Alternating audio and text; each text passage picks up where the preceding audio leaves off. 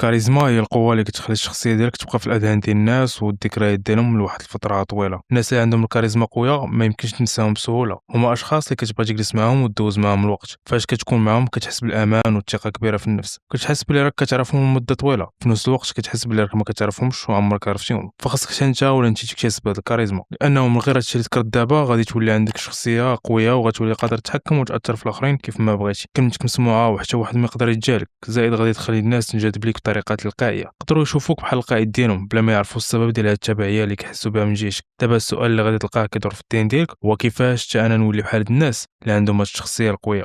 باش نكون صريح معاك خاصك تعرف واحد الحاجة، كاين اللي كيكتسب هاد الكاريزما بلا ما يدير حتى شي مجهود، يعني كيكتسبها مع الوقت بدون وعي. كتلقاه كيمتلك هاد القوة بلا ما يعرف بلي راه كاين واحد الحاجة سميتها الكاريزما، وهادشي اللي كيخلي واحد الفئة تعتقد بلي الكاريزما راه واحد الصفة شخصية اللي ما يمكنش تكتسبها بالتجارب، وانما هي واحد القوة كتكون بالفطرة. وهادشي ماشي صحيح، حيت راك تقدر تكتسبها بحال اي مهارة ولا صفة اخرى، بحال مثلا الثقة بالنفس والتغلب على الخجل الى اخره. كاين بعض الجوانب من الشخصية والحياة ديالك اللي خاصك تخدم عليهم وتطورها باش تحصل على الكاريزما، وهذه اهمها.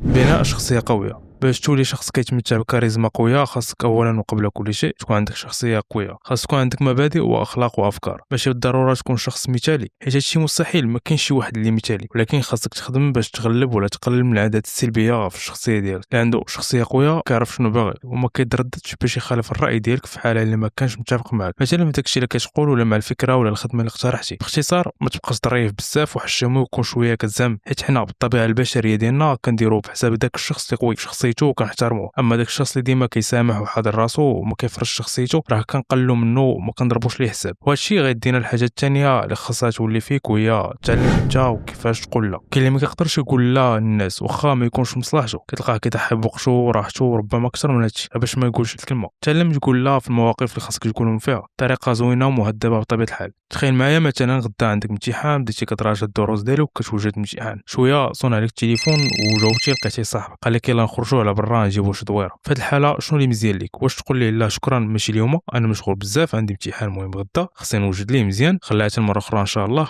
ولا تردد في القرار ديالك وما تقولش ليه لا حيت خايف من رده الفعل ديالو، وتقول نعم وتخرج وتخلى على مراجعه الدروس ديالك ما توجدش الامتحان؟ كنظن فهمتي دابا شنو بغيت نوصل لك. ثالث حاجه اللي ديرها وهي اهتم بالمظهر ديالك كما كتهتم بالشخصيه والمهارات والاخلاق. ما تهمش المظهر الخارجي هذا الا كنتي فعلا باغي تولي عندك كاريزما قويه، بالاخص في المجتمع ديالنا اللي كنحكموا فيه على الواحد من اللباس ديالو قبل ما يهضر. فإلا كنتي كتلبس كما كيلبسوا كاع الناس في الشارع حتى واحد ما غينتبه ليك. ما طلبتش منك تلبس حوايج غاليه في الثمن ولا شي حاجه بحال هكا، الفكره ماشي هي هذه، وانما جوهره الفكره هو تعرف تختار اللباس ديالك وتشري حوايج على المقاس ديالك وتناسب بنيه الجسم وطول ديالك. ما تلبس تيشورت غير حيت واحد الفنان لبسو ولا حيت الاصدقاء ديالك عندهم بحالو، ولكن لبس داكشي اللي كيعجبك فعلا وكيناسب الشخصيه ديالك، حيت بهذه الطريقه غتبين بلي عندك ثقه قويه بنفسك وعندك شخصيه مميزه ما كتصنعش لك بتقليد الاعمال كلشي. بهذه الطريقه غتخلي الاخرين يلاحظوا الوجود ديالك بزز منهم حيت انت بكل بساطه مختلف عليهم، وهادشي اللي غيقوي الكاريزما عندك.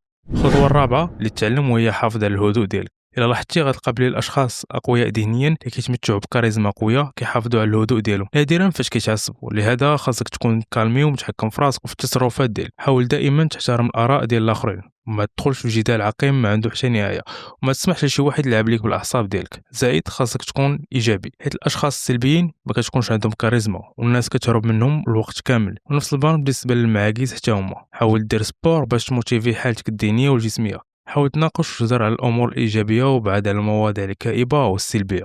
غتلاحظ بلي الاشخاص اللي دايرين بك كيفضلوا يجلسوا ويتعرفوا على الشخص الايجابي والنشيط عوض السلبي والمكاس، حيت الاول كيتمتع بكاريزما والثاني لا. بالنسبه للمهاره الاخيره اللي خاصك تكون وهي تعلم فن الحديث والتواصل. الا كنتي باغي تكتسب الكاريزما فعلا خاصك تهضر وتتفاعل مع الناس. باش دير هادشي بشكل صحيح خاصك تعلم فن الحديث والتواصل. اللي كيمتلك شخصيه كاريزماتيه كيعرف يهضر مع الناس ببراعه، وهذا هو السبب اللي كيخلي هذوك الناس يبغيو يصنتوا ليه. هضر على داكشي اللي كتبغي دير في الوقت الفراغ ديالك، هضر على المهارات والهوايات ديالك، في نفس الوقت اسمع الاخرين وانتبه لداكشي اللي كيقولوا ليه. عطي الاهتمام لكل واحد فيهم، ما تكونش داك الشخص اللي كيهضر غير على راسو، ما تكونش اناني. دابا انت الشيء الكاريزما بحال اي مهاره اخرى، باش تكتسبها خاصك تخدم ودير مجهود وتطور من المهارات ديالك وتنقص من العادات السلبيه اللي عندك. فيكفي تتبع هاد الخطوات والصفات اللي قلت لك دابا ما كراش يوليو عندك في الشخصيه ديالك. فبلا ما تسنى الناس اليوم وتفيق الصباح باش تلقى راسك عندك كاريزما، فرخصك تتبع هاد الخطوات ولا هاد الصفات اللي قلت لك في الفيديو. في الاخير نقول لك خلي معك متابعه في يوتيوب اسامه مون باش تشجعنا باش نكملوا في هاد الكونسيبت.